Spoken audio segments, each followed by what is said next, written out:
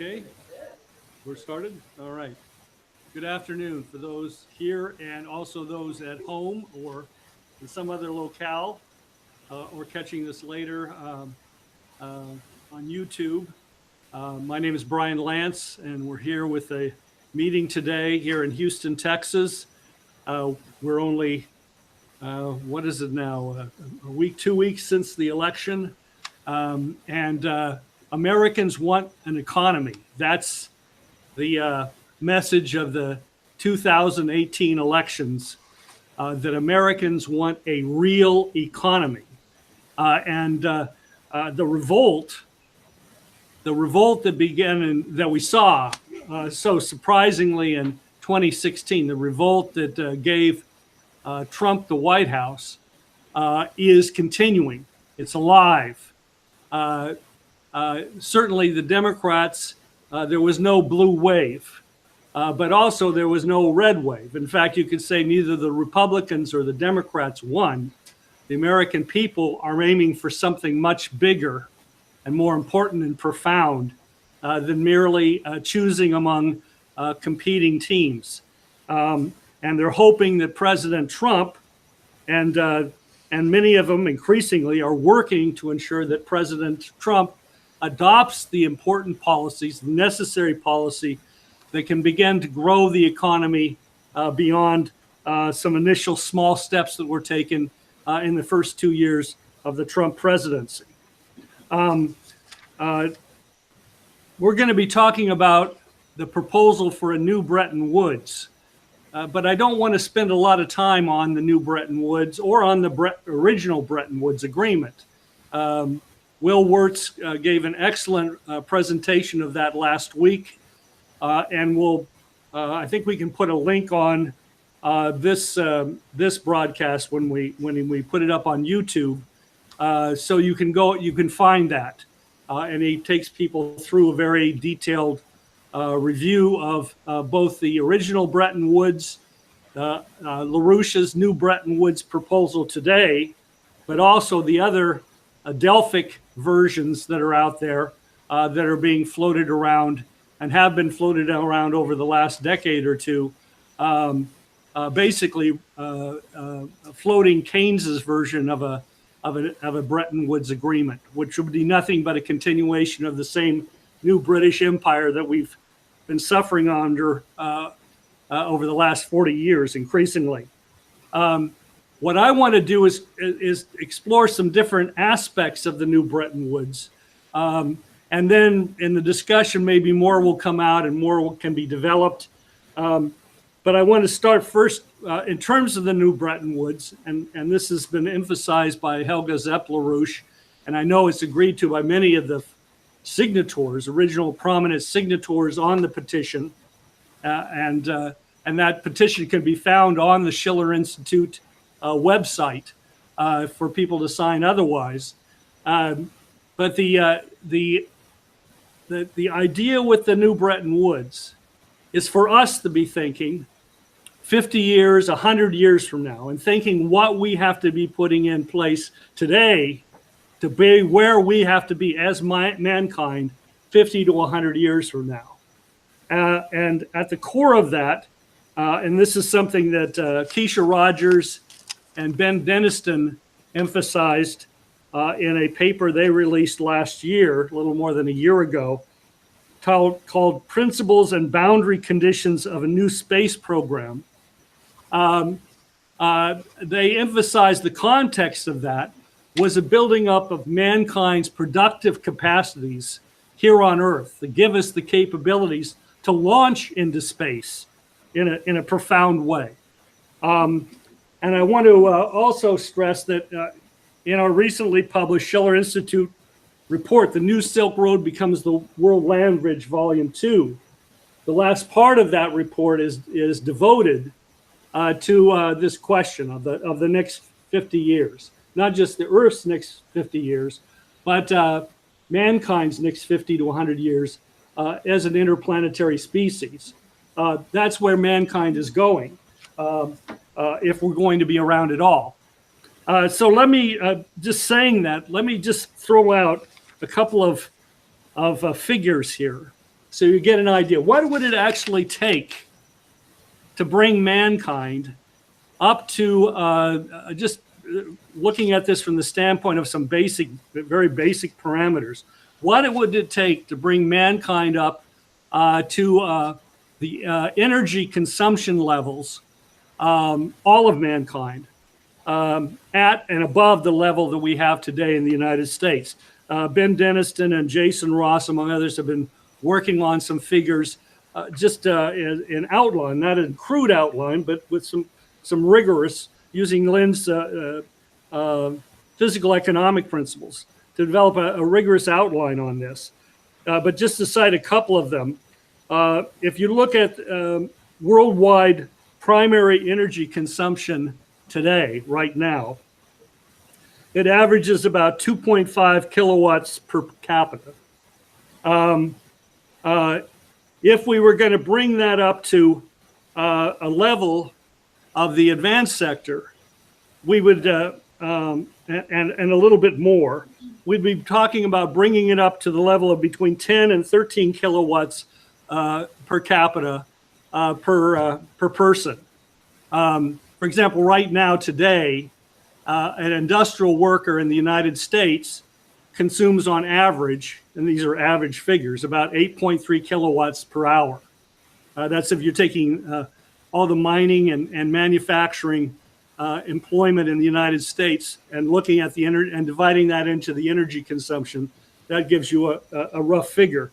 So to bring it up to 10 to 13 kilowatts per capita, looking ahead, looking at more advanced energy intensive industries that we will be bringing online in the future, you're talking about, to accomplish that, a five-fold increase in output, right? You're increasing it from 2.5 kilowatts to 10 to 13 kilowatts per capita for the entire human race. A five-fold increase. Excuse me. But what happens if humans got intelligent and they actually had a source that could work on human waste or trash? How would that work? That would still require, as with the fusion torch process, a much, much higher energy consumption per capita than we're using today. I'm going to continue with the presentation. We can come back to question and answer, all right? A five-fold increase in output would be minimally required. Now, that's total energy consumption. What about electricity consumption? It's really important that we increase energy consumption. If you think about it, if you 2.3 kilowatts per capita worldwide, a large chunk of that is not electricity. It's firewood. You know, it's dung, cattle dung, and so on and so forth, right? On average, we've got to move the percentage of energy consumption not only as a total up, we've got to move it more effectively in a more efficient form into the form of electricity. Right now, the U.S. uses electricity. Electricity is about 40% of the average American's energy consumption. Or as a nation, 40% of our energy consumption is in terms of electricity. It used to be about 50% when we were heavily industrialized. And then we deindustrialized, which should have never happened. But we deindustrialized. You know, that was part of the outsourcing process, the outsourcing of jobs and the rest. And so our energy consumption fell per capita. All right, but the idea would be, if we take into account the further development of society and what we can expect over the next 50 years, framing this from the standpoint of between now and 2070, we'd be looking at, as an approximate approach, we're saying, okay, we're going to take as a rough idea 60% energy or electricity utilization by 2070. All right. Now, what would that require? Well, that would require about 220 to 355 terawatt hours more of electricity. That would, to translate that would be equivalent to about 25 to 40,000 1 gigawatt nuclear power plants. In terms of small modular reactors, which is an important feature of global development, specifically in developing countries, you're talking about, that would be 80 to 130,000 small modular reactors, would be required? 130,000, 80,000 to 130,000 small modular reactors. Yes, a lot. By comparison, the U.S. has a total of 61 nuclear power plants right now, and 99 reactors. Some of those have more than one reactor, but 61 nuclear power plants. And that roughly you could say, so we have 61 gigawatts of nuclear power. That's about 20% of our electricity produced in the United States right now. So let's just take another figure very quickly here for the United States. I already mentioned it. The U.S. Industrial worker consumes about 8.3, 8.7 kilowatt hours of electricity per worker. There's 13 million workers today. Now, looking ahead, looking towards 2070, looking 50 years ahead, reversing the deindustrialization process that's been underway and taking into account population growth upwards from 7 to 10 to 13 billion people as the kind of lesser and greater figures in terms of what is expected in terms of population growth. And looking then at the United States, well, if you were going to triple the United States manufacturing employment, you would need another 200 gigawatts of electricity. So that would be equivalent to 200 nuclear power plants, just devoted to the manufacturing sector, or 300 large gas turbine engines, generators. So that's just to give you an idea. Now, right now, we have, as far as I know, we only have one nuclear power plant being built. That's the one in Georgia, the Vogtle plant. That's 2 reactors. And that's been kind of a cat and mouse game, whether it's actually going to get finished or not. But we're talking about the necessity of 200 nuclear power plants, or the equivalent in terms of a combination with small modular reactors, to provide what would be required to drive modern manufacturing on a scale that would be 3 times over what it is today. Remember, today, with 12, 13 million manufacturing workers, are at the height we were around 17 to 18 million in the country before outsourcing and all the rest. So part of that is just to bring back what we had, but then obviously we're going to have to go beyond that. So if we just bring that to the fore, then we begin to say, okay, well, hold on, well, how do we do that? Okay, how are we actually going to create and develop this productive capacity? Brian, you want to put up the slides? We probably should have already started them, but that's all right. And obviously, one of the key areas of this, go on to the next, is fusion. And Joel Dijon gave a presentation, actually has given a series of presentations on fusion energy. It's all right. That was a rather unpleasant voice, I don't know. This is from the National Ignition Facility in Livermore, California, the national laboratory there. Their inertial confinement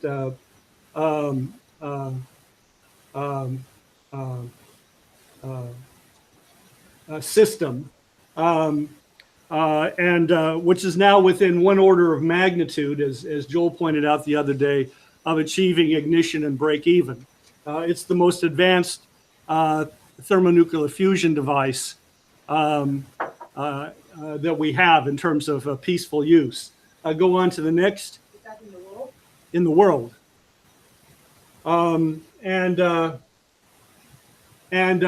This, of course, is another feature of why fusion is so critical. Fusion energy. This is the Princeton Satellite Systems project. Their direct drive fusion propulsion engine being developed in conjunction with Princeton laboratories, but it's being developed as a private project now.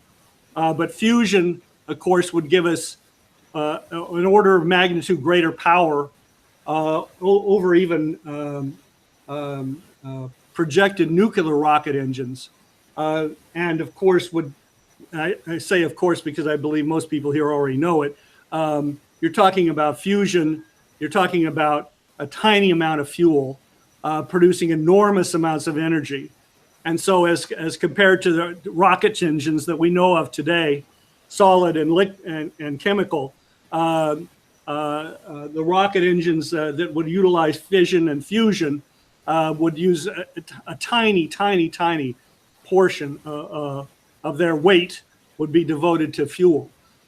So there's extraordinary advantages. Plus, the amount of thrust generated is orders of magnitude greater. And finally, just to reference it again, the fusion torch, which is actually a technology that's been known for decades, going back to the 1960s, with plasmas at plasma temperatures, that is the temperature of the sun, you can ionize everything. You can ionize garbage, tin cans. You can take landfill and recycle through a plasma torch, and then once you've ionized that materials, you can sort it by its elements. So the fusion torch process, fusion energy, in a multiple of ways, gives us unlimited energy resources. And that's going to be key. I think you get an idea of that counting the number of nuclear power plants that would be required by mankind. If we just had nuclear power plants of generation 2 or 3, as we have 1 and 2 now, 3 is starting to come online. But if we're limited to those, it's an extraordinary problem.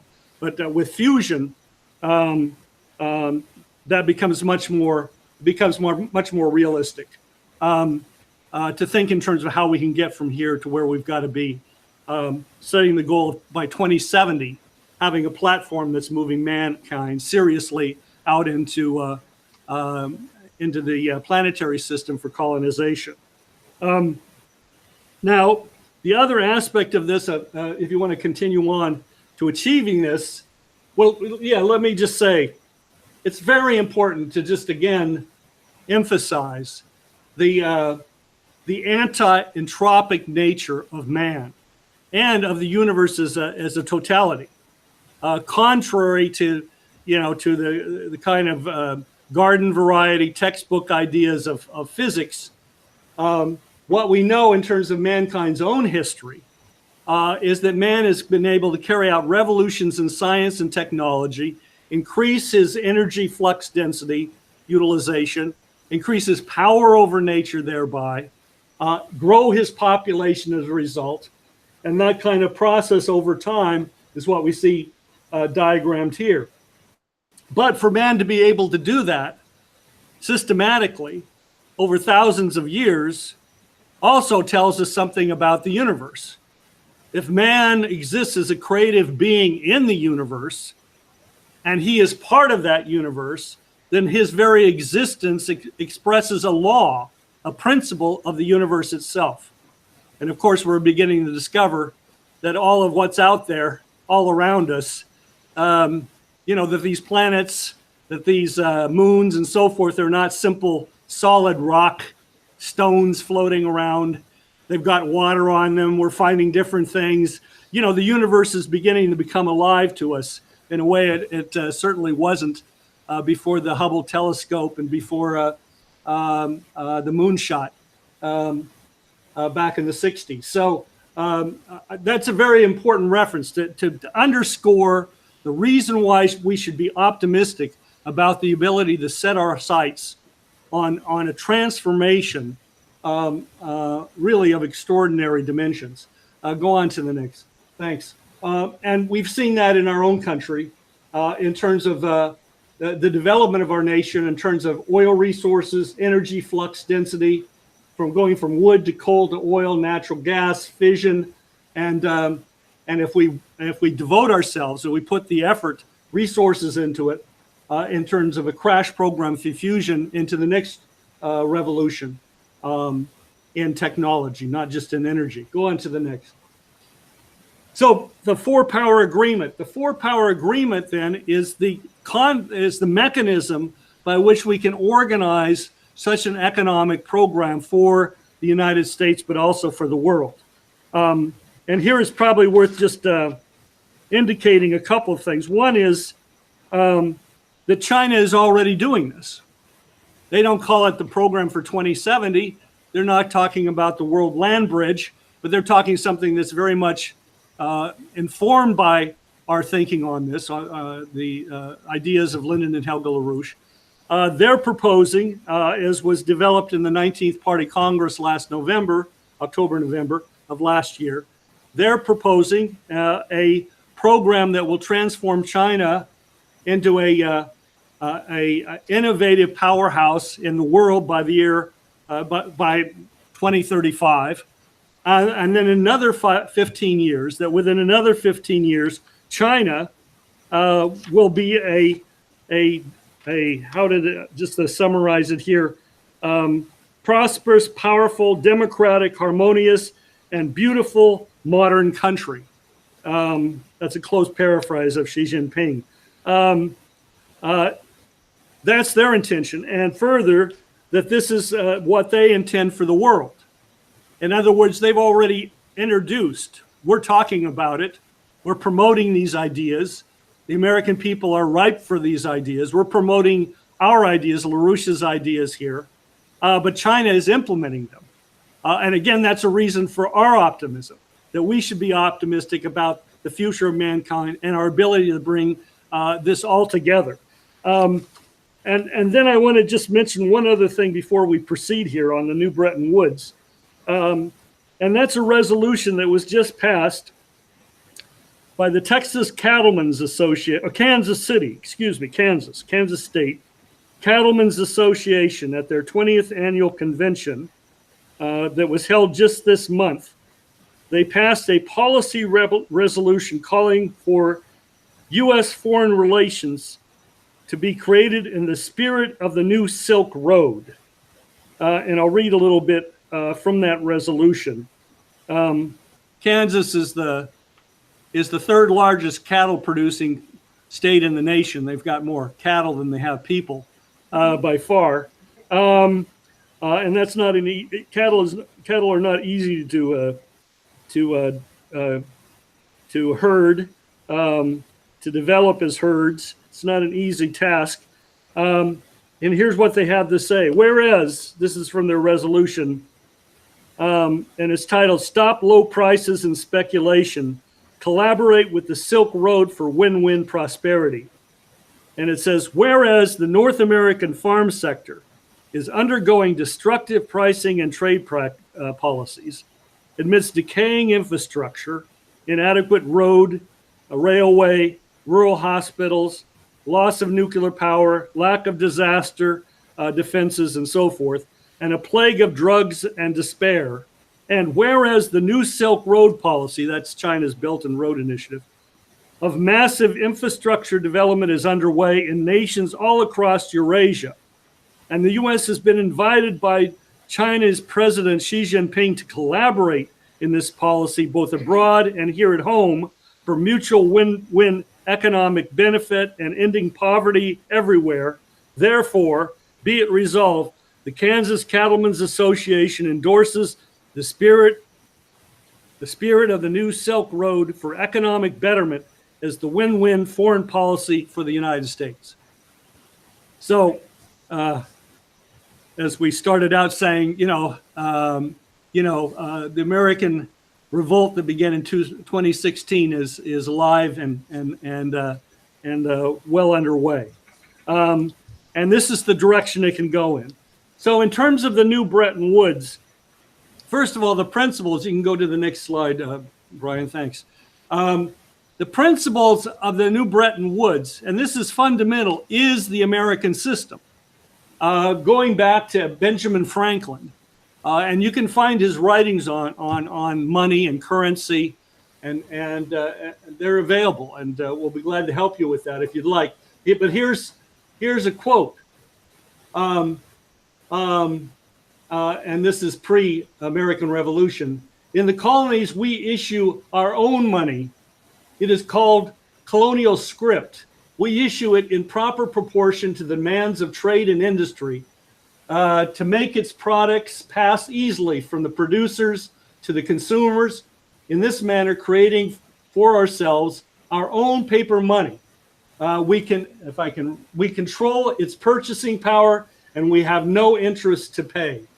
Now that's a radical idea, as opposed to going to a bunch of banksters and borrowing money, and going into hock. Go on to the next slide. And of course, Hamilton, Alexander Hamilton, who we all know, I think, pretty much here quite well, the first Treasury of the United States, but more than that, the singular individual who unfolded the American system of economics and developed it. This is from his report to Congress on a national bank. And he's arguing here against the idea that artificers, that is manufacturers, simply take and don't give back. And he says that's no more true than saying that the cultivators take and don't give back. And then I want to draw your attention to the point 3 that he's making in this report to Congress, which is the basis for passing the National Bank and creating the National Bank of the United States, that the annual produce of the land and labor of a country can only be increased in two ways. By some improvement in the productive powers of the useful labor, which actually exists within it, or by some increase in the quantity of such labor. That with regard to the first, the labor of artificers being capable of greater subdivision and simplicity of operation than that of cultivators, it is susceptible in a proportionably greater degree of improvement in its productive powers, and so on. This is the put together what Ben Franklin is saying there, together with this, and you have an idea of what and how you create a credit system. That it's the productive powers, the creative capacities of men and women, the capacities of humanity that allows for governments to issue credit, to set in motion that productive capacity, to launch projects of great import and infrastructure, in land development, in settling the nation, and so forth. And so this is the fundamental concept behind a new Bretton Woods. Go on to the next.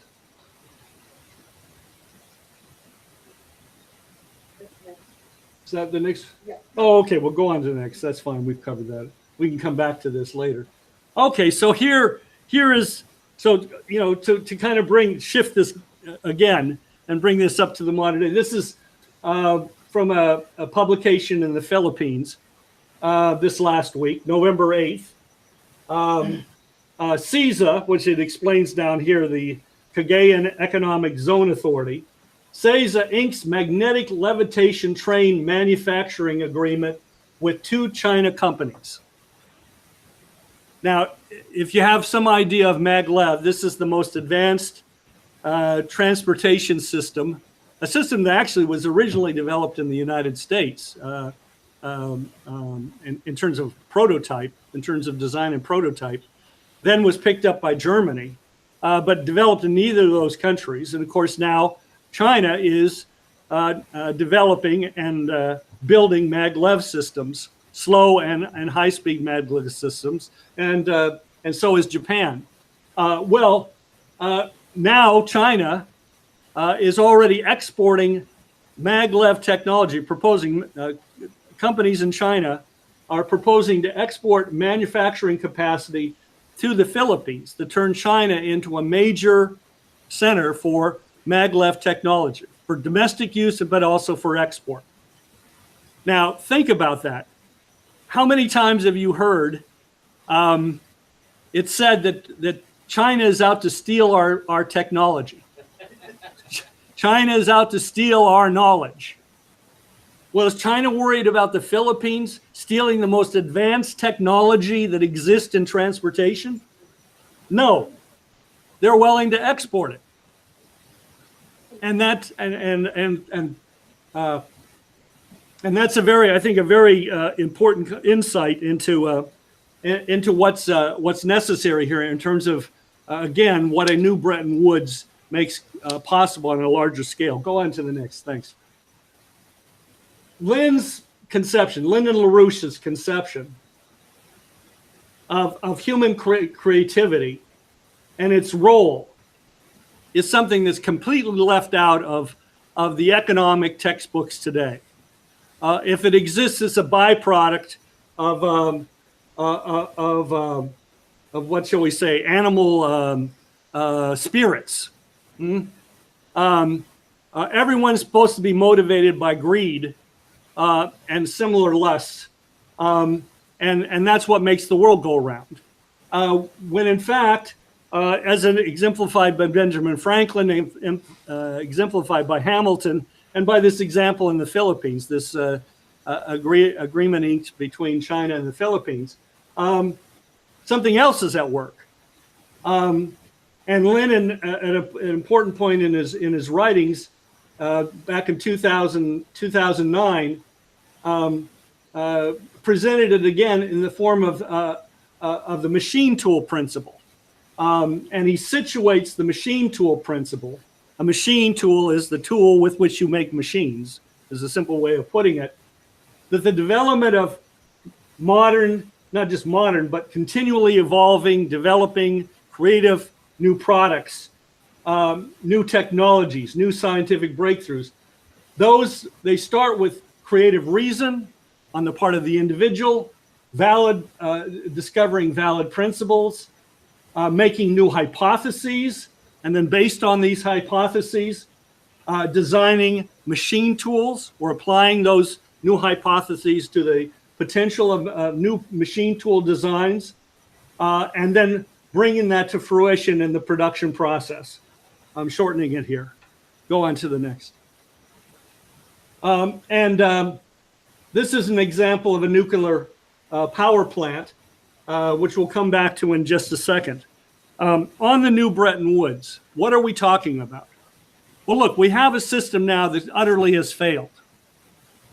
It's what we refer to as the new British Empire of Wall Street and the City of London, in which the development of the creative capacities of the citizenry, not only here but around the world, were largely aborted. And we see this with the drug plague, we see this with the assault on classical culture, what we see in TV and so on and so forth. That's an expression of it. But it's also the fact that the average American today expects that his children are going to be worse off tomorrow than he was in his lifetime.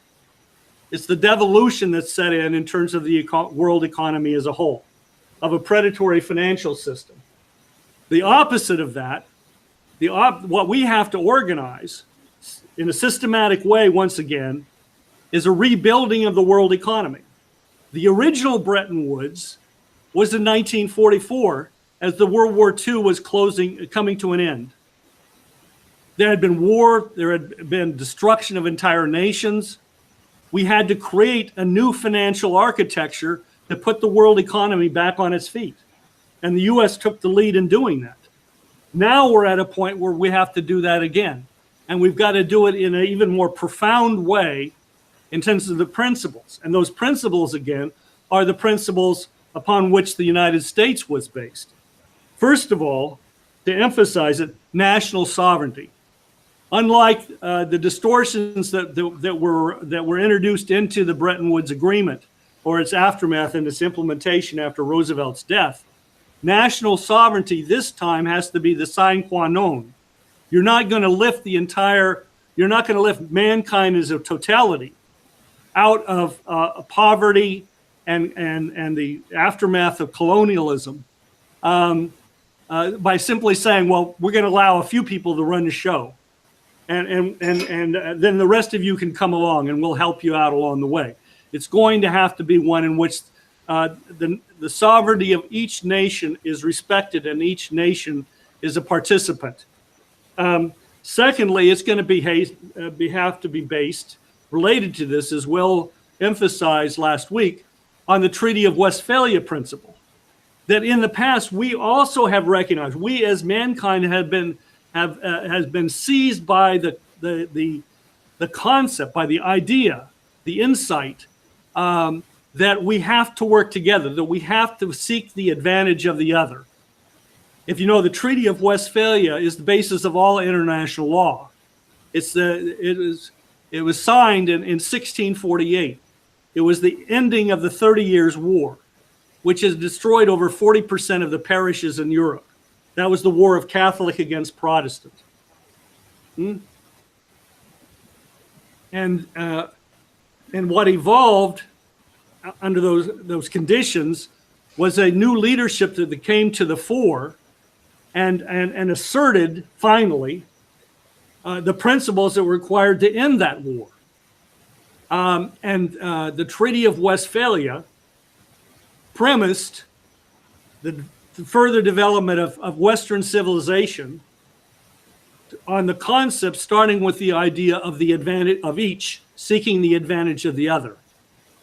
And that sounds very peculiar today, very foreign, when in fact that's the basis of international law. It's the basis upon which nation states have been able to exist since 1648, despite all of the setbacks and so forth and the attempts to erode the principles of the Treaty of Westphalia. Tony Blair is a notorious example.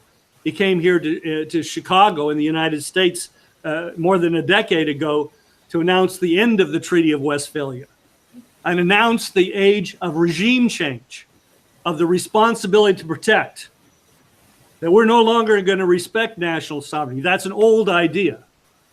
And so we'll deal with Saddam Hussein, and we'll deal with this guy and that guy and so forth, and we see the consequences of that. So the reassertion of the principle of the Treaty of Westphalia is central, and that's widely debated and discussed today.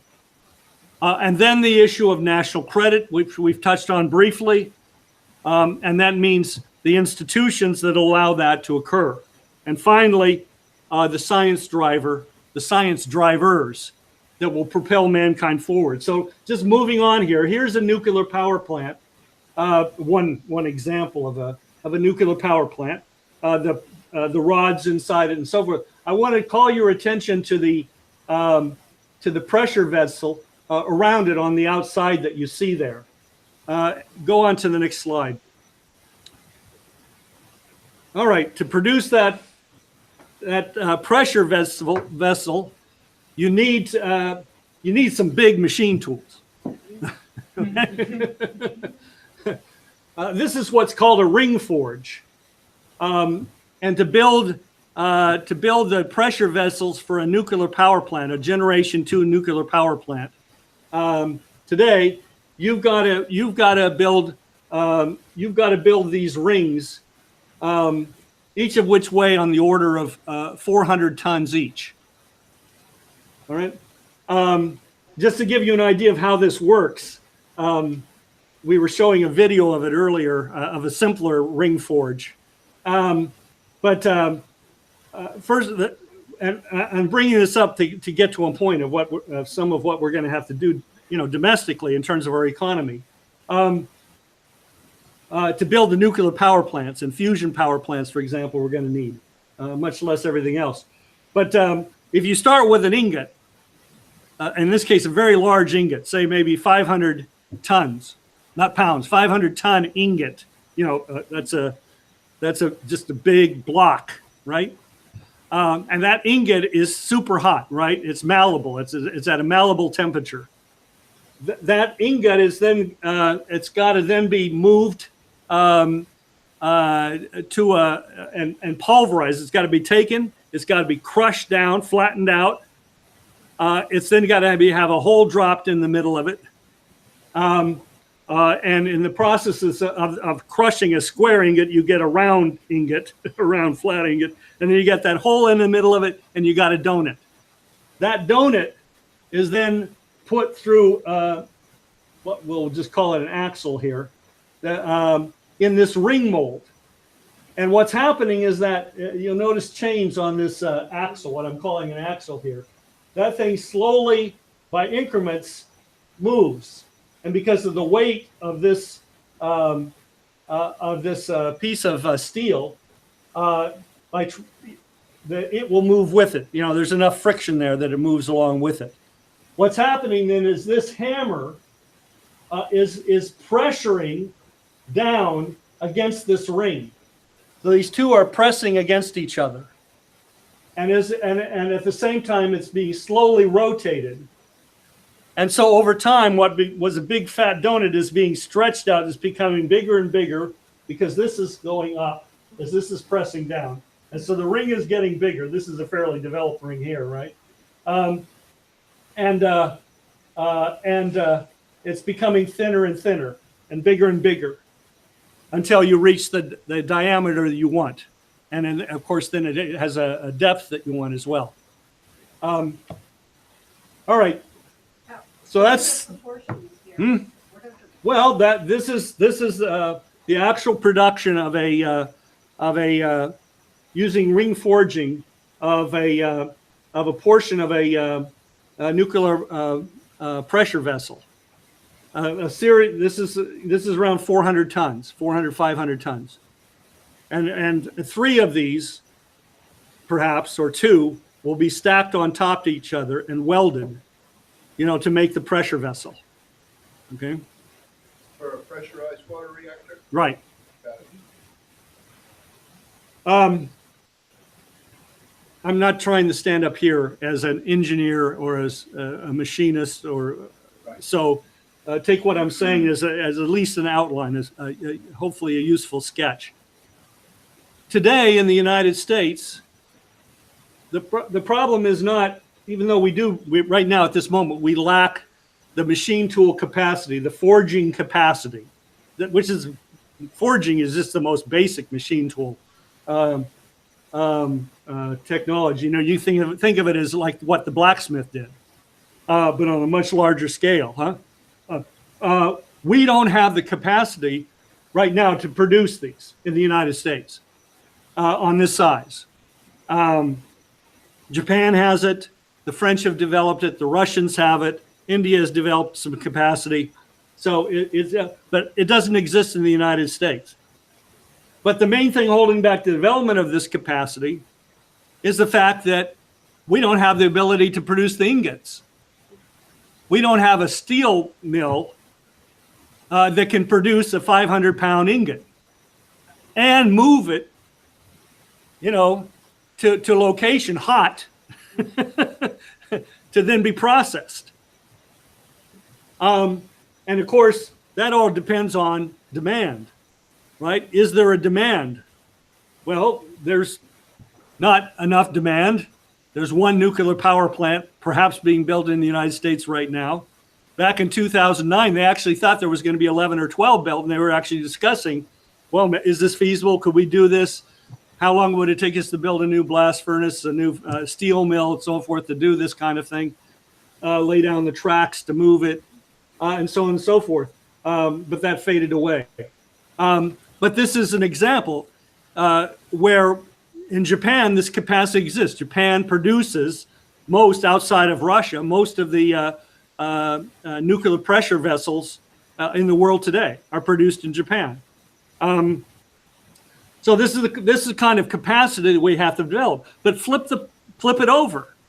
There's a lot of good jobs to be made, you know, to be created in building hundreds or thousands of nuclear power plants.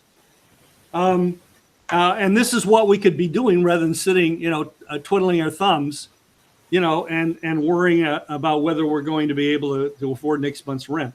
Go on to the next. Yeah, that's there you have a pressure vessel. Okay. Okay. No pressure. All right. And this is just to bring forward a new scale. The Oregon company, utilizing a patent development out of the University of Oregon, is now moving ahead with their new scale modular reactors. And this is this is an exciting innovation. This is human creativity. This is these are 50 megawatt units, self-contained, self-cooling, and so forth and so on. You can make a 6-pack out of them, and then you've got a 600 megawatt reactor, so about 2/3 the size of a large scale reactor. And these are transportable. They've passed the first major steps with the Nuclear Regulatory Commission. They've got a few more steps to go, but those steps actually are less troublesome than what they've already been through. So they're pretty much most of the way there. And they're going to be building a project in Idaho at a nuclear facility, U.S. government facility there. That'll be the first project. Now, the reason I bring this up is developing countries. Well, developing countries, Tanu Maitra, nuclear engineer, longtime collaborator, colleague of ours, develops this in an article in the current issue of Executive Intelligence Review. Developing countries do not have the infrastructure for big light water reactors. They don't have the capacity. They don't have the railroad capacity, the bridges.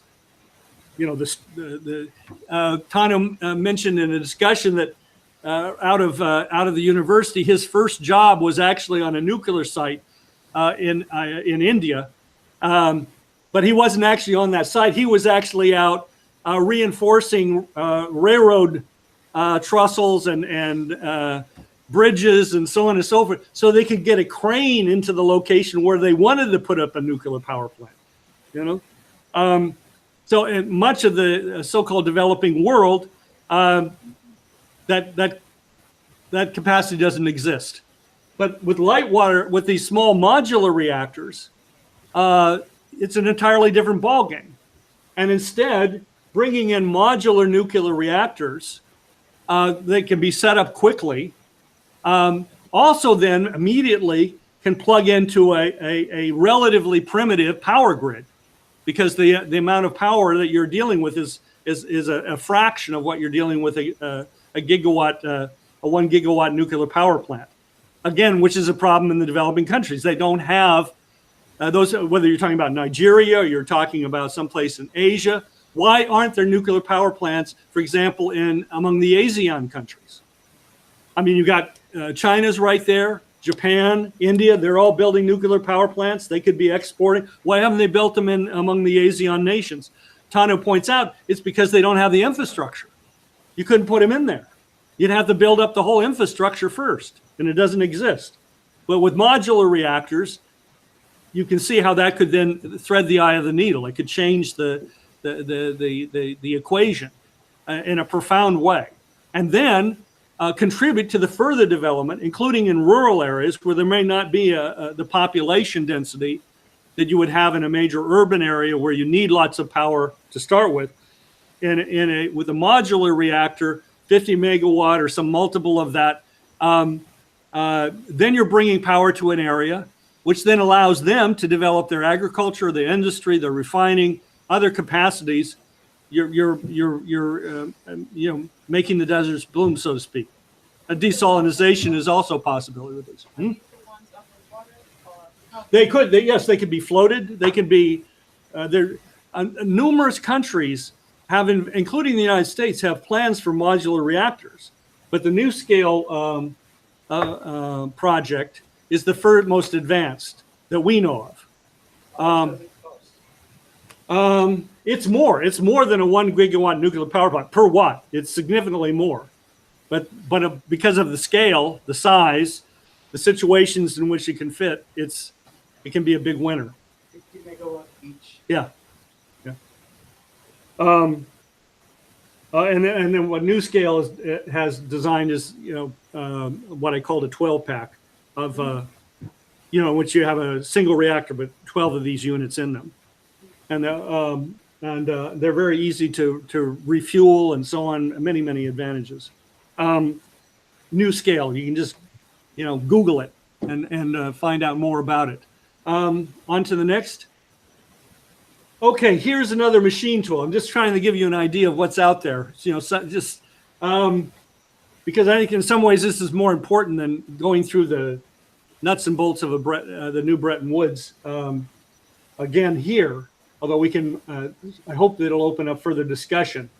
Machine tools. Machine tools, you can think of your dad's workshop or your own workshop, power saws, lathes, drilling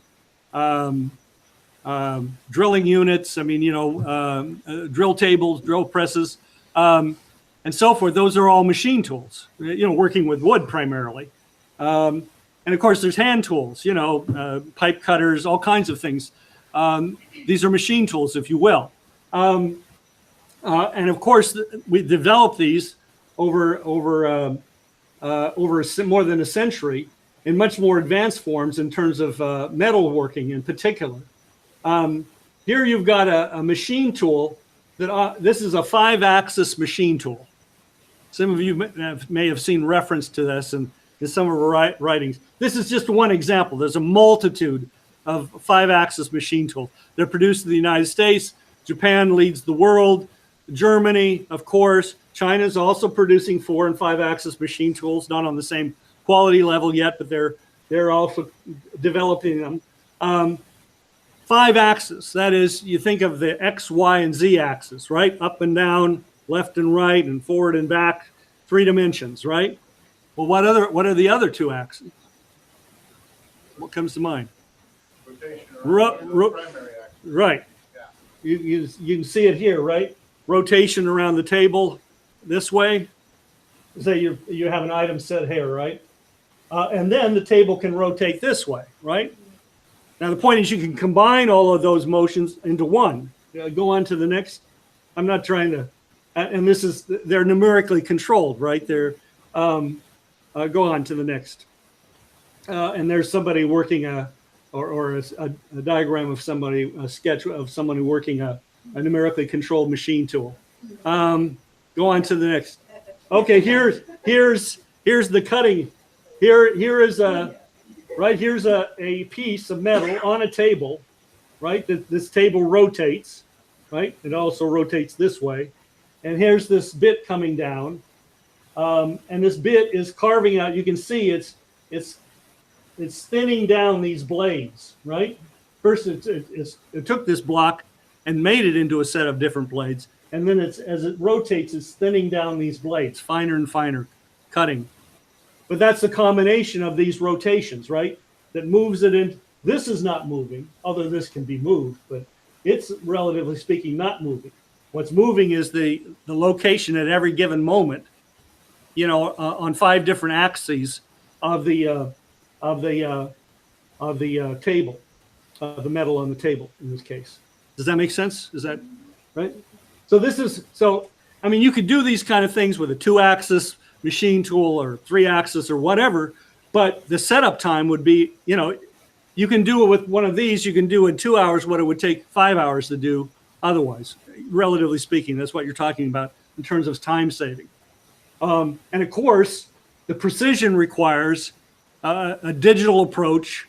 It requires, computerization, all the information in terms of the planning of the pieces fed in, right, and then overseen by the operator. Highly developed, highly refined. This is how you make components for aircraft engines, for example, that you're relying on, every time you get on a plane. Go on to the next. So, another way of thinking about this question of how do we raise mankind up? How do we lift mankind up over the next 50 years? How do we collaborate in raising all of us up morally as well as physically, if you will? It's not just a matter of standards of living. Is to think about, I'll just bring this concept up. Some of you have heard me use it, full set industrial structure, a full set economy. This was a term that was adopted in the 1980s, 1990s by Japan to kind of summarize how China transformed itself from being, kind of like what most people still think of China today is that it's the old idea of China or other Asian countries as being just a manufacturer of knickknacks and cheap goods and so on and so forth. How did Japan? I still have a set of wooden bowls that my mother bought sometime after World War II. They're made in Japan, and you can see they were just made on a wood. What am I thinking of? Lathe. Yeah. Made on a lathe, with a hand tool, and just ground down into the shape of a bowl on the outside and the inside, right? Very simple, nothing fancy. But that's where Japan was at the end of World War II, and how did they build themselves up? And the point is made again and again. I've just been reading a remarkable book again, Seiki Mitsukura, Beyond the Full Set Industrial Structure, written in the 1990s. But the Japan set out to build from manufacturing, if you will, backwards or upstream, following backwards up Lin's machine tool principle, the outline that we saw there, to develop the prototype capacity and the design capacity and so forth. And that's what's meant by a full set economy. So the Japan by the 1980s was a full set economy. They could produce everything they needed themselves. They couldn't provide their own minerals because they didn't have minerals. They couldn't feed themselves. They didn't have enough farmland. But from the standpoint of an industrial economy, they could create, design, prototype, build, and transfer those ideas into manufacturing and export, right? And constantly innovate the process. And their concept then, the flying geese paradigm idea, as they framed it, even going back to the 1930s, you find this term used in Japanese literature, that Japan was the lead duck, and you can see it here, but you can also think about it from the standpoint of the world economy, that this is the way the world economy should work. That, of course, at different times, different nations, there's going to be lead ducks, if you will, and in different areas, different countries could be making breakthroughs, right? Large or small.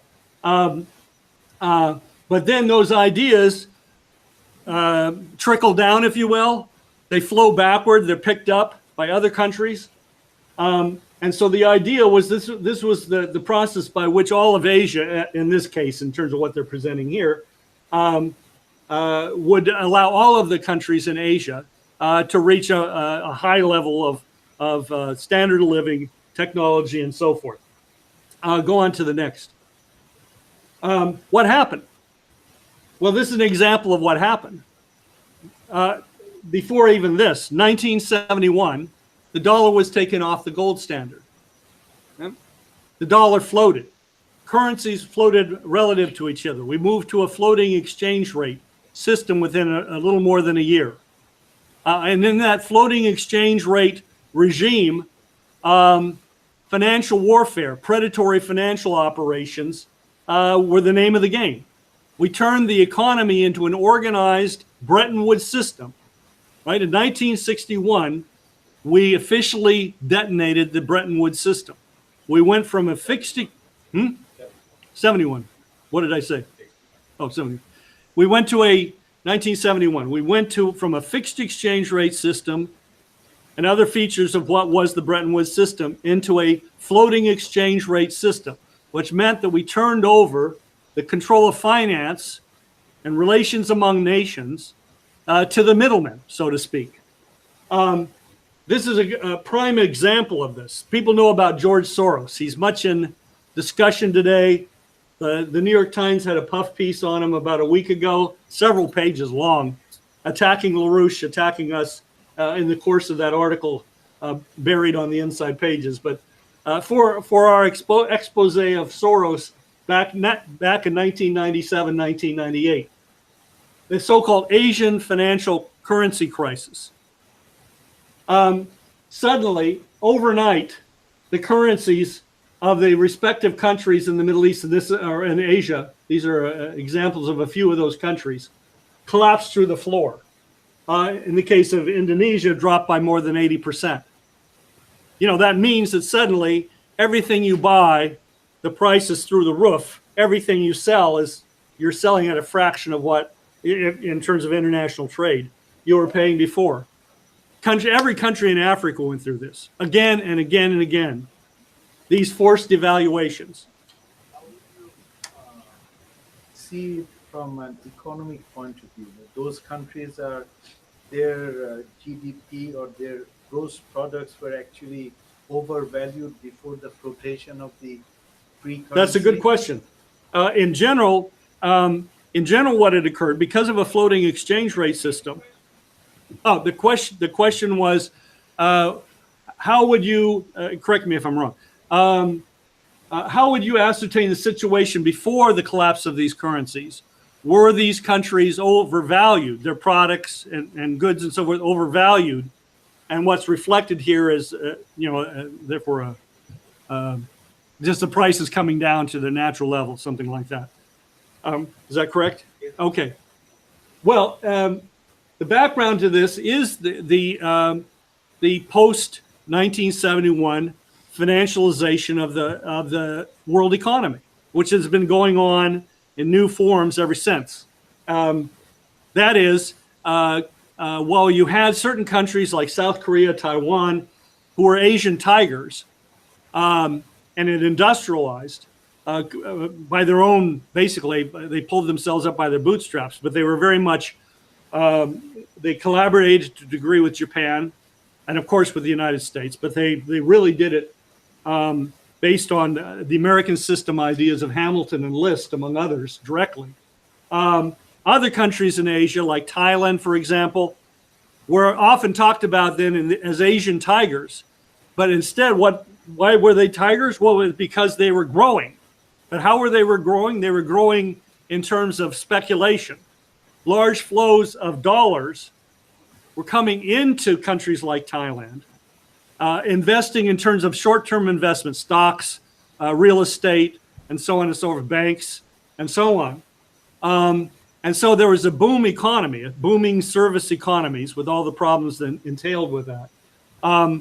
And so at the moment that George Soros, along with others, organized a raid on these currencies, that is, in the futures market, began dumping these currencies. A run was created against them. And as a result of the run beginning against them, the money that had been put into these countries suddenly started flowing out. It had come in, it was there, it wasn't invested in factories, it wasn't invested in industrial production, machine tools, and so on and so forth. It was invested in short-term investments, speculative paper. And so that money simply left. And so the countries were whipsawed, I guess you could say, whiplash was the effect. And so oh yeah, George Soros made billions and billions. Go on to the next slide. I think it's the next one. Yeah, this is Wall Street Journal, September 19th, 1997. LaRouche reports helped feed Malaysian attacks on Soros. Malaysia was the one country in Asia at that time that stood up. Mahathir, who's now actually, again, now in his 90s, but he's now again the prime minister of Malaysia, at that time stood up and said, no, we're not going to allow this. We're putting up exchange controls. All these countries are told, oh, no, you can't have, we have to have a free market. We have to have a floating exchange rate system. We have to have unregulated markets. We got to let supply and demand operate. And of course, this was the environment in which, it's like saying, okay, we don't have a sheriff anymore. We're doing away with law enforcement. And then you're surprised that, a bunch of the mob takes over, I mean, that's so, but Mahathir said, no, there's a sheriff. At least in Malaysia, there's a sheriff. And he collaborated with us. We put out a special report, the Soros report, the Soros dossier, which is still available, at least online, and which documented who George Soros was, his whole background, pedigree, and how he was operating, and how he and others with him set up this whole operation. Okay, go on to the next. A lot more can be said about this.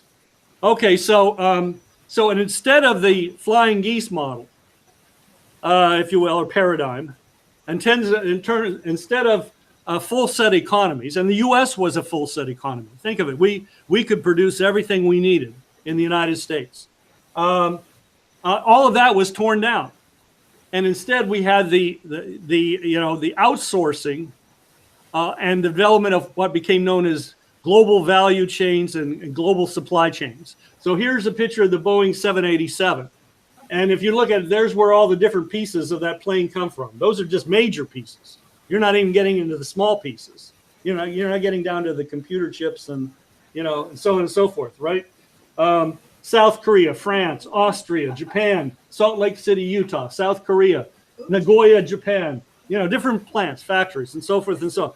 Beyond the scope of worldwide. Yes, way beyond. That's an important point that I want to make. I mean, go on to the next one here. People think about there being a set of steps, right, in the production process. You go from subcomponents, on through to distribution and to end consumers, all right? But in between here, what happens in between each of these steps? Go on to the next one there, Brian. Likewise with farmers, you have all these, components of what goes into the farmer in terms of food supplements and seed and, all this kind of stuff, right? And there's this farmer, but then there's all these financial institutes, financial services, and go on to the next. I'm just saying we're talking about it. This is the process sheet for producing a bed sheet. I'm not saying that's all different countries, but that's the, okay. My point is, in more specifically, is that, okay, go back to that airliner. One more, I think. There, okay. Well, think of a part coming from Nagoya, Japan. It's not just being shipped.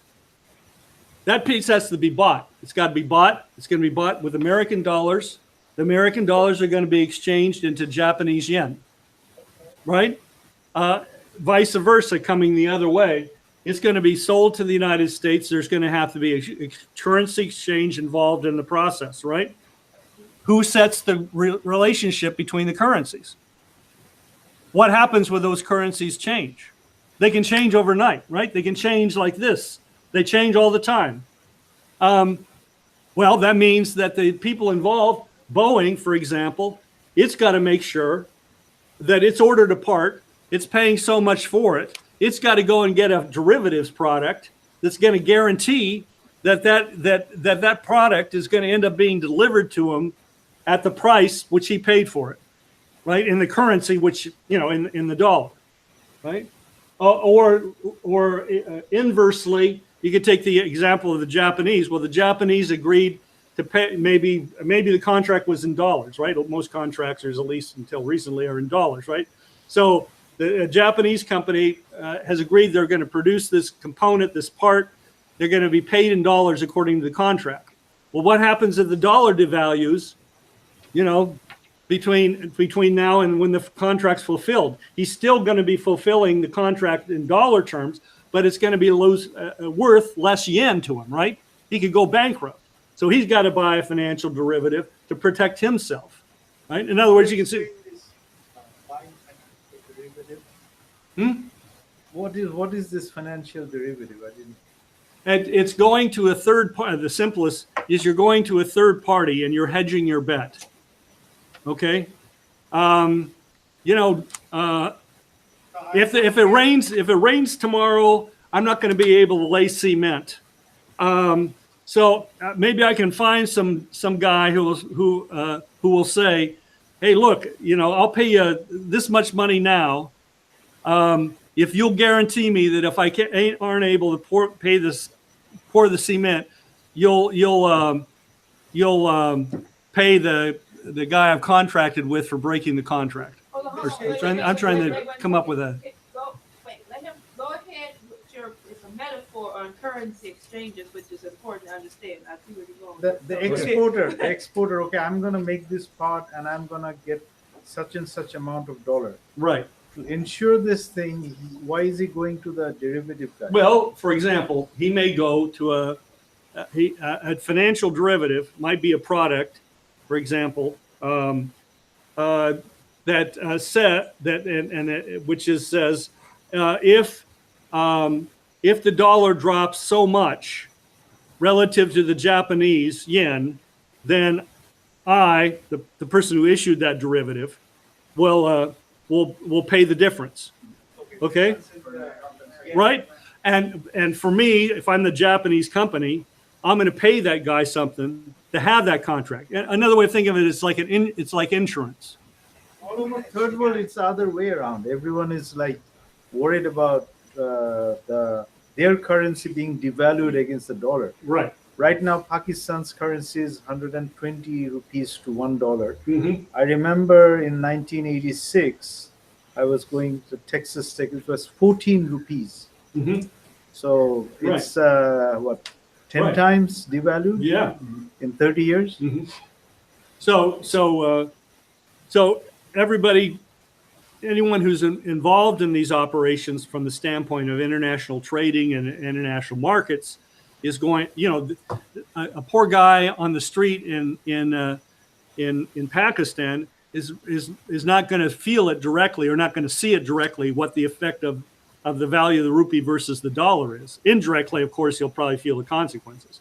But if they're involved in trade, they're going to feel that they're going to know the problem and they're going to try to compensate in advance. And so there's a global derivatives market in currency. The global derivatives market, if I remember, is on the order of $3 or $4 trillion a day. The global derivatives market in currencies. Okay, only 2% of it is actually even tied to production. The rest is just speculation on what's going to happen the day after tomorrow in terms of the value of one currency versus another, or 3 or 4 body problem type situations. Yeah. Brian, Yeah. it sounds to me like an enormous protection racket run by speculators who thrive on volatility That's at our expense. yes. Is that a fair assessment? Yes. Okay. Right. Yeah.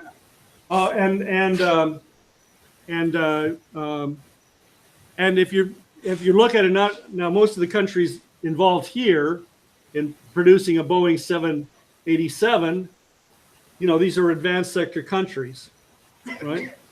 But think of it in terms of that bed sheet or coffee or all kinds of other products, garments, blue jeans, on and on and on, where you're dealing with developing countries. This is the market, the global market. If you're a poor country in whether it's South America, Asia, Africa, and you're a leader in your country, and you're trying to generate jobs, create jobs for your people, you're trying to get a piece of this action of this global supply chain. Producing some item that's going to be sold that then is going to go in as part of into a larger product, right? It's going to be a component in that chain in that sequence, right? So you're subject to predatory conditions. What are you? Hey man, I can give you some business. What are you going to do for me? It's like Al Green. What are you going to do for me? And so you've got to you as a poor country have got to try every which way to drive down the conditions of life of your people. Try to find some way in which you're basically getting screwed, but still getting something out of it that maybe the day after tomorrow will lead to something better. Okay? So this is an incredibly predatory process. And you can imagine from day to day to week, these contracts can just blow up, right? And you had some pieces of the action one day, but then a week later or a month later or a year later, right now, for example, just to take a totally different example, right now in China, Japanese companies that have been producing machine tools in China for decades are pulling part of their operations out of China back to Japan because of the trade war situation that's developing between the United States and China, because Japan doesn't want to be caught in the middle of the trade war. So suddenly, people that had a job, you know, in northern China, outside Beijing, you know, in a big machine shop, they're not going to have those jobs anymore, right? Just it's you know, overnight, the circumstances have changed. That's there's a lot of other factors in that example I just gave, but again, I hope it makes a point, useful point. What I know about derivatives, you know, futures contracts and the options and stuff like that, they are basically they're loans essentially, and subject to margin calls. That you have a certain amount that you put up, but the rest of it is actually a loan, right, from an institution that isn't even interested, you know, in the particular transaction. Right. You know. Well, you used the example earlier when we were talking of international IG,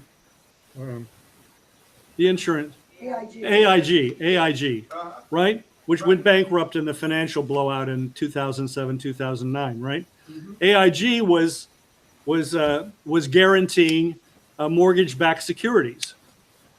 And they said, hey, this is easy money. We're just guaranteeing it. We don't have to pay anything out. We're just guaranteeing these contracts. Of course, when suddenly those mortgage-backed securities blew up, everybody was coming to IGA to get paid off. But IGA didn't have a dollar, you know, for every dollar that they were guaranteeing, right? They didn't have anything. And so they disappeared overnight. Yeah, on to the next. On to the next. We'll move on here. And so that's what happened to the American dream as well, right? The collapse of percent of children earning more than their parents. You know, it's dropping, right? The income gap between the lower, you know, the top 1% and so on and so forth. All these jobs outsourced. They outsourced into this global deregulated financial system, right?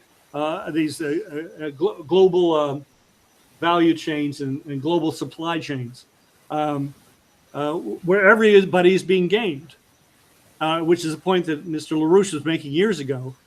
The system is now, the way it operates now, is everybody is utilized. No country produces for itself. No country can produce for itself. Mexico imports rice and beans from the United States. Not just imports some, it's dependent on the U.S. for rice and beans.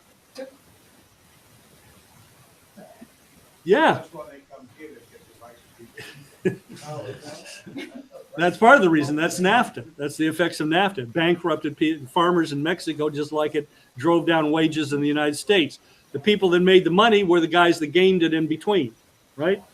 Every country has been destroyed, and all are dependent on this ultramontane, above nation state financial system, which is the new British Empire. Go on to the next, if you will. And now this year, of course, we're seeing this rapid collapse of currencies in the third world as the U.S. dollar goes up, as the Fed begins reversing interest rates. On to the next. And this is expected, I don't know if you can see it, it's probably hidden for many of you. But, you know, the U.S. oil price used to be up until basically around 1971. You know, the oil price was down there below $5 a barrel. Okay. And we had our oil price was locked in. We had contracts, state to state contracts. The United States had with contracts through Saudi Aramco and so forth with Saudi Arabia and other countries, and oil prices were kept down. Of course, the minute the dollar went off the gold standard, what happened? The oil prices went through the ceiling. In other words, the dollar was devalued, massively devalued. Every American's standard of living was massively slashed, right, as the result of the oil hoaxes, which, of course, we still know something about today. Go on to the next. Again, this is, and as a result, you know, you have the shift in population out of the Midwest to East and South. The South, runaway shops. The only way you can keep producing in the United States is move your shop into the South. And of course, that's where auto companies set up shop. Go on to the next. This is a side. And the population growth is declining. That's not accidental. That's a result. Go on to the next. And that fertility decline is worldwide. I'm just throwing that out there. We could always talk about it, but this is what's going on, and it's not. This is genocide. Go on to the next. And that's an example. It's like Pakistan. This is the Turkish lira. This is just from this is from 1950, up to 2000 plus, and then here's this catastrophic collapse of the Turkish lira. You could do the same thing for the Argentine peso. Go on to the next. So Bretton Woods, under the Bretton Woods system this is the hotel in Bretton Woods, New Hampshire, where the Bretton Woods conference occurred. Go on to the next. These are the delegates representing all the countries that were there. China, all the South American countries, the U.S., of course, the British. This is this on the right is the ne'er-do-well John Maynard Keynes. On the right, if you wouldn't really want to know a lot about his personal life. And then on the left is Harry Dexter White, who was Roosevelt's collaborator and led the U.S. delegation in the organizing of Bretton Woods on the basis of Roosevelt's concepts and policies. And in 1990, we convened a conference in Bretton Woods, New Hampshire, calling for a new Bretton Woods. And that's Lynn and Helga on the left, and on the right is Fred Wills, former UN ambassador of Ghana, a longtime friend of ours, collaborator of ours. So we got to move back up. We got to move, in this case, down. We got to move to more back onto the track of higher energy flux density. That means we got to invest. That means we got to end this bankrupt, predatory financial system of so-called middlemen. And we got to recognize the machine tool principle as the basis upon which we have to organize not only our own country, but every country has a right and must develop its own full set economies to the extent it can. Every country has to have the ability to create, needs its own laboratories, needs its own universities, needs the machine tool capacity, cutting edge technologies to make leaps, including a leapfrog forward. That's how we're going to get to orders of, to fivefold, tenfold increases in energy consumption in the world, and we can do it fast. And so this concept of just to come back to this idea of the paradigm, the flock of geese paradigm. There's this phony idea, and people have it in the back of the mind. Oh, well, we go from underdeveloped countries to developed, to modern industrialized economies, and then we shift into the post-industrial era, and that's the mature modern nation. Dead. Yeah, that's the heartbeat stopped. It's dead on arrival. It's a totally fraudulent concept, right? Rather, this kind of concept is the way in which man naturally works, in which progress naturally occurs, if oligarchies are removed from the scene. On to the next. Machine energy flux density. That's what we've got to increase. So let's stop there. This is, I've covered a lot. I hope I've covered a good deal that's useful. And we can open up for discussion, and maybe we'll go on to some other material. But yes. So how can we open the dialogue so that all nations would feel free to join the new Bretton Woods, and that it's sovereign governments that have control over the nation's currencies and not international banks, not supranational monopolies? Well, the dialogue is already occurring.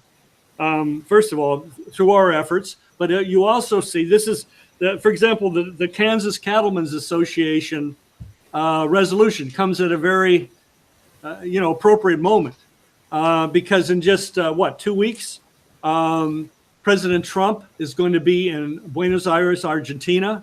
He's going to be in a summit with President Xi Jinping of China. He's going to be in a summit there also with President Putin. This is on the sidelines of the G20 summit that's occurring of the G20 nations. So there's already a dialogue and discussion of going on in terms of these of important critical economic issues. Is the U.S. going to get drawn into a so-called trade war with China? China is not our problem. I've presented some of this in the past. If you this is another aspect of these supply chains. This is just a tangent, but it's relevant. If you take out all that's imported as components into China to then be manufactured as finished components and shipped out of China to the United States, if you take away everything that's imported from Taiwan and South Korea and Singapore and even some from the United States into to China, for example, the components that go into making an iPad, and when that iPad's shipped out of China, the whole bill is said to be from China. So $270 approximately of that iPad is chalked up to being part of the China deficit with the United States. When if you take out all the components that go into it, the total amount added to that iPad in China was $8.50. Right? Right? That's the global supply chain. But it's a game that's being run on everybody. So it's China versus the United States, when it's not that at all. China's not prospering from the global supply chain. They're trying. They've tried to make it work, right? They're struggling to get up they're trying to climb the ladder, right? So look, from the standpoint of the United States, as well as from the standpoint of China and from the standpoint of Russia, we've all got to get out from under this. This process that's eating us alive, right? So Poor governing for 50 years. right, and so we have at this moment we have four strong leaders, very independent, strong leaders. We have President Putin, we have President Xi Jinping, we have President Trump, we have Modi in India, and our point is these four powers, these four leaders, can make the decision under these conditions to go for a new Bretton Woods, to go for a reorganization of the financial system. Finally, not most importantly, but it's definitely there, the current financial system is collapsing. It's coming down right now. If you've been watching the stock market go up and down, I'm not saying that's a measure of reality, but it is a measure of one dimension of the financial crisis. U.S. corporate debt is at an all-time record high. It's double what U.S. corporate debt was in 2007. It's doubled since then. Right? We've got a huge bubble just in the fracking world out here in the oil fields. Virtually none of these companies are making any money fracking. They're just moving to the next oil field, and trying to stay ahead of the game. That's just another part of the bubble. So this bubble, with all the derivatives and all the bets and side bets and so forth, is coming down. And that's part of the hysteria around Trump. The hysteria against Trump is that this guy's independent enough, honorary enough, that he's going to do what he thinks he is right. And he doesn't care what anybody else says. So the point here is we're really in a ripe. He said when you got to go with Glass-Steagall. He's talked about how the financial bubble is going to pop, right? This is Abe of Japan back at the G20 summit 4 years ago was talking about how there could be another Lehman moment at any moment. Lehman Brothers that was the first to go in the 2007-2009 crisis. So these guys know this. So the opportunity is there, but the missing ingredient, or what has to be built even stronger and bigger, is the support of the American people driving this process through discussion, through dialogue, right? It's the American people that make this idea, the currency, if you will, of the land. That's what has to happen. We have to talk it up. And we have the resolutions. We're producing now a series of videos, not only for our website, but they'll be utilizable on Twitter, Facebook, so on short videos, 1-2 minute, on how this parasitical financial system operates, right? Why you need fixed exchange rates. Short videos, one after, use example of Soros in Asia. Bam, bam, bam, bam. You can share it on your tablet. You can share it with your cell phone with friends. You can, right? In other words, what we want to do is just multiply this. So we're creating an environment around not only President Trump himself, but around others around him, that they'll move in this direction, because there has to be a solution. A trade war with China, for example, isn't going to solve anything for the United States. It ain't going to solve anything for China either. So obviously that's not going to work. So, and Trump's not stupid enough to just drive his head into a brick wall. So, there's got to be something else, and this is the only thing that'll work. So this can happen. Whether it happens directly in Buenos Aires, I'm not saying that, but it can happen out of this process. And right now, just if you followed in the last couple of days, Kudlow from the White House Council of Economic Advisors is saying, look, there's real progress with China. President Trump just tweeted out the other day, they just responded to 132 questions. Very good.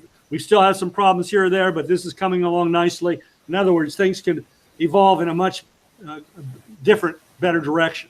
And likewise with Russia and so forth. So that's the best I can do for an answer.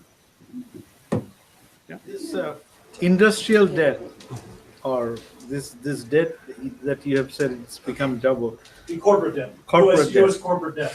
Yeah. Where did it come from? They just printed the money, or? Well, they, the bailout. No, not Trump. Obama. I mean, part of it was the bailout money recycled. Sure, that's part of it. Also, the tax cut. There was just that Trump carried out a large tax cut. Well, the last figure I saw, it could have changed, but over 70% of the money that companies got in terms of the tax cut, they spent on buying back their own stock. Companies, it's bad. It's very bad. If all companies are doing is taking their own method, right, investing. Right, they're not productive investing. They're just buying back their own stock to drive up the value of their stock in the stock market. And of course, the corporate executives get paid on the basis of the value of the stock, so they get more bonuses and self-perpetuating in that sense. So that's another source of the money. Trump wanted it to go into productive investment, but a large chunk of it did not, which is why Trump has to operate in it. And now he can begin to operate if we're getting the coup operation against him off his back, the British-led coup that we've discussed so many times here and presented so much material on nationally. Getting that off his back, he's now going to be able, hopefully, to move in a more positive. He had a question over there. Yeah, question. Well, he's got his hand up. Oh, okay. Yeah, Brian, I believe that since September 11, 2001, there's been a lot of borrowing going on to finance the wars. Now, I remember when I was a kid, there was a public service announcement or what have you, take stock in America, sign up for the payroll savings plan. And I know that war bonds were a big deal during World War II. But instead of borrowing from us, the population, the government is now seems to be borrowing from other sources, to finance the wars. And, I'd just like your thoughts on that. Well, if you go back to 1978, November of 1978, Paul Volcker gave a speech at Warwick University in Coventry, England. The speech was titled "The Political Economy of the U.S. Dollar." And he stated, perhaps in the circumstances, the objective of controlled disintegration, modest as it may seem to be, is indeed a legitimate goal. he went on to say that he likes to call it managing integration rather than controlled disintegration. But that was his point. And the next year, he was appointed the head of the Federal Reserve and immediately jacked U.S. interest rates to 20%. If you remember that, 20%. That shut down the U.S. industrial economy. That just shut it down. It bankrupted out banks, small banks in particular, right? And then you had the so-called reforms, Garn St. Germain, I can't remember these so-called deregulated the banks. And so the big banks swallowed up little banks and right. And so the policy, the Project 1980s or 1980s project by the Council on Foreign Relations was what Volcker was referring to in the speech. He was referring to a document there produced by Fred Hirsch, in which he outlined the CFR project report, which was published by McGraw-Hill. It's a 30-book series. Their plan for disintegrating the U.S. economy.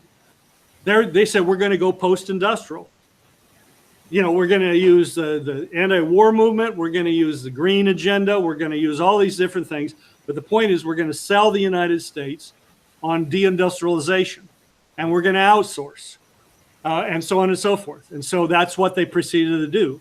So the U.S. debt question, the U.S. became the world's debtor, right? The world produced, the U.S. bought.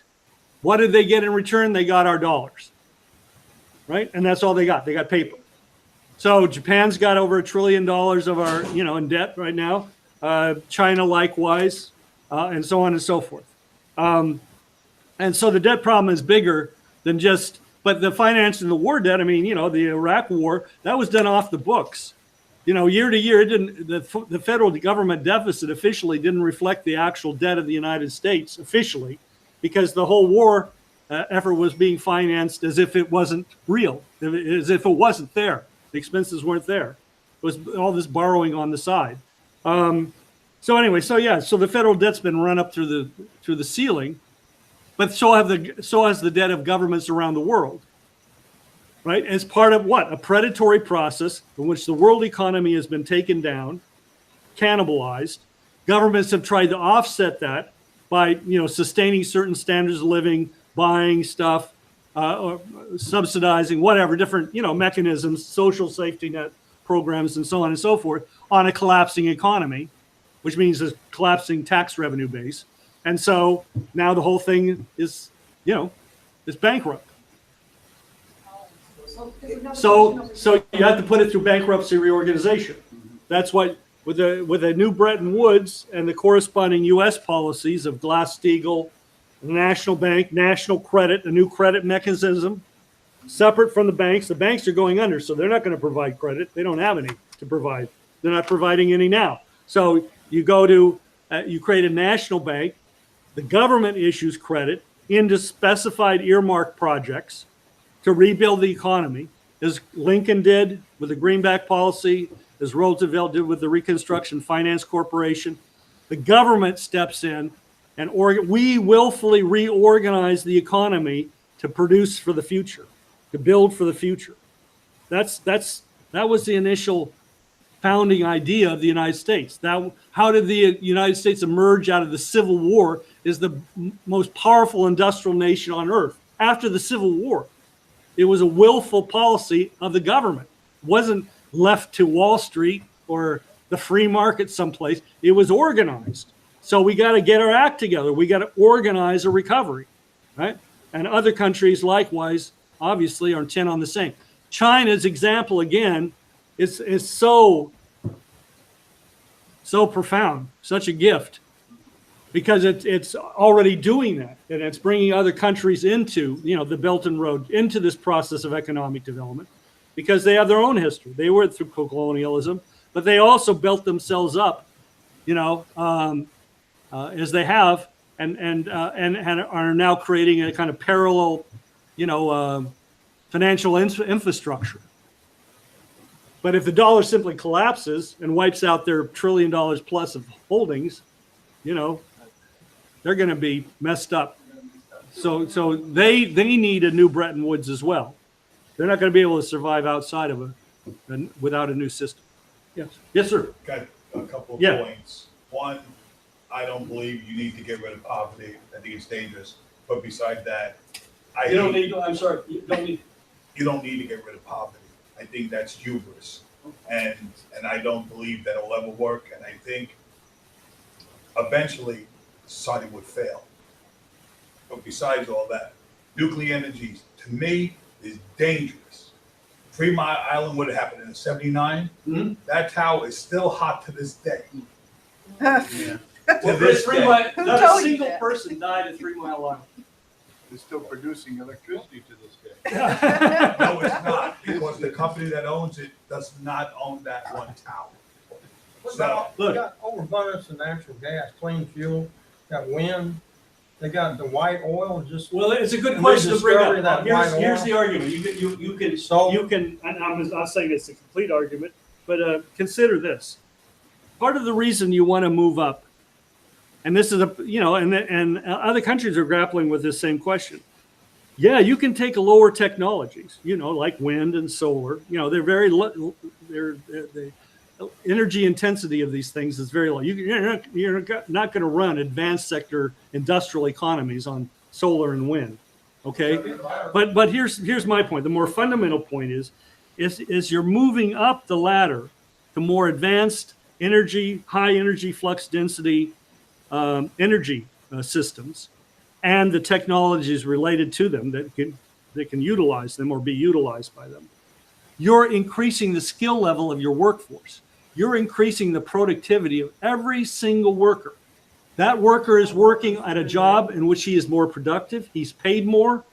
Your whole society benefits, as we all benefited from. Generate jobs, is what you're saying, bro. Well, and productivity. It's like the old story. You couldn't fly an airplane with coal. As much as you want to do it, you couldn't load enough coal onto a plane to keep it in the air, right? Or even get it off the ground, right? You had to have jet fuel, right? Right. So we had to go from coal.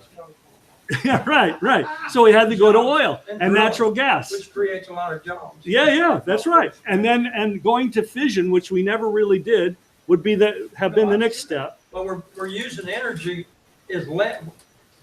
we're getting more advanced in the less usage of energy as we're advancing more. Are we not?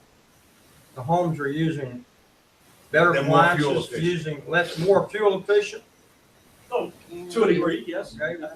What about? But it's costing more. It costs $200 for each house in They electricity every got month. this new big breakthrough on white oil. It's fueling batteries. Oh, look, there's all kinds of things that can be. Technology Look, generating. Can I finish my We're using point? natural gas. We're using oil, obviously. All these things are useful, and poverty is something we're going to work on. I'm not going to call it. I'm not going to buy into this idea of it being hubris. But I'm not saying we're going to solve it overnight. We're going to work on the problem. Right. But and to work on that problem and many more problems, and just to improve the condition of our life, we're going to move up to higher technologies. And fusion is where we want to go. Right. Can I finish my Fusion. point? Mhm. Okay. Fusion has to run on the grid, correct? Yeah. All right. And, Well, you can do other things too. okay, but can you have it in your house? No, Okay. not a reactor. As far as I'm It's like putting that point power. down, okay. it's the power of the sun. So it's, The grid is vulnerable to cyber attacks, correct? yeah, from the CIA. And of course, whatever it is, but it's certainly, the infrastructure is in bad repair, because we're always told we have to improve it. I was bringing up the point of Bloom Energy. Bloom Energy could actually, you could put the source of the energy in your home with no danger. Well, but look, you want to go.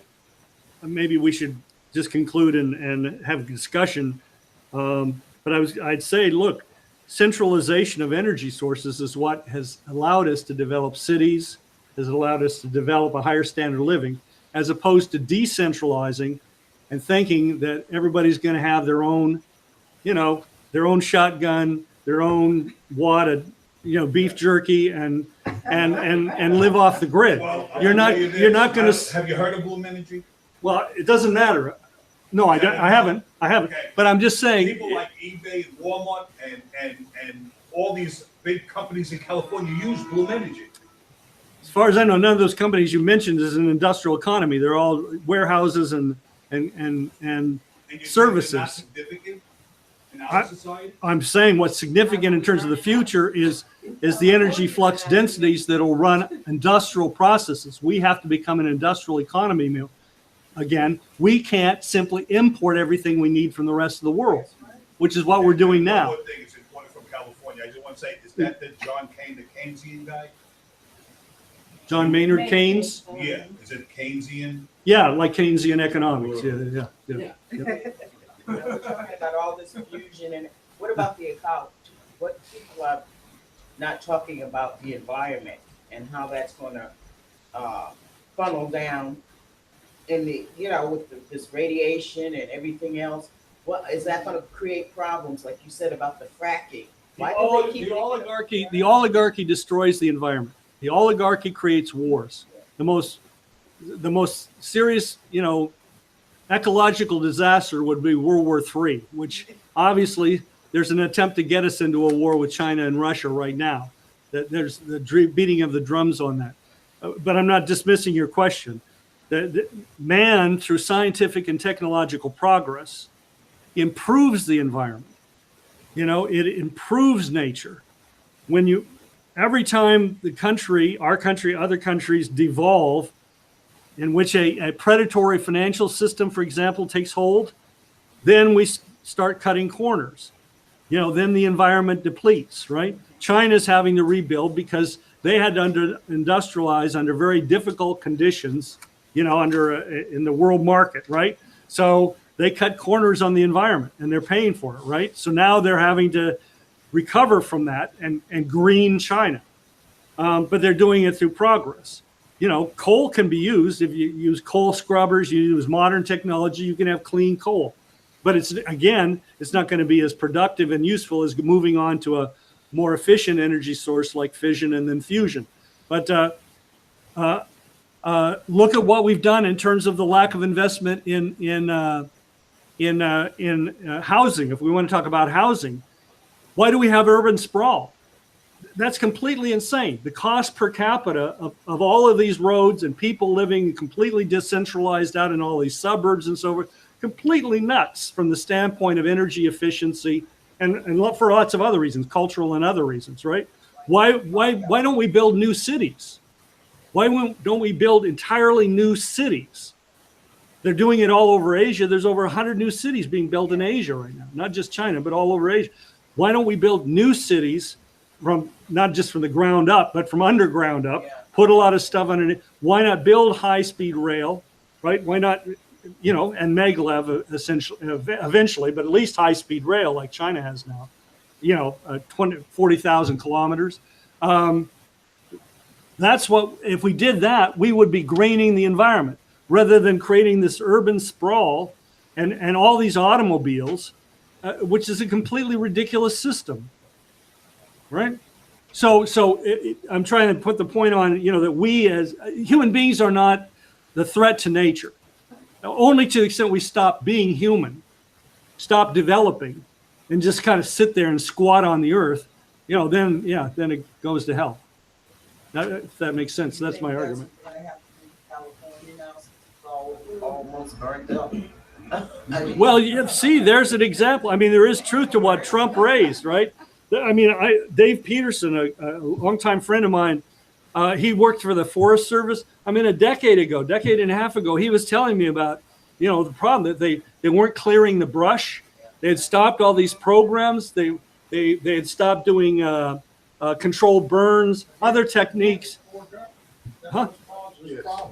War governor, yeah. Right, and 50 years we've had complete rank idiots running the country. right. This is the Business, man. They didn't run it like a business. They ran it like a zoo or a circus.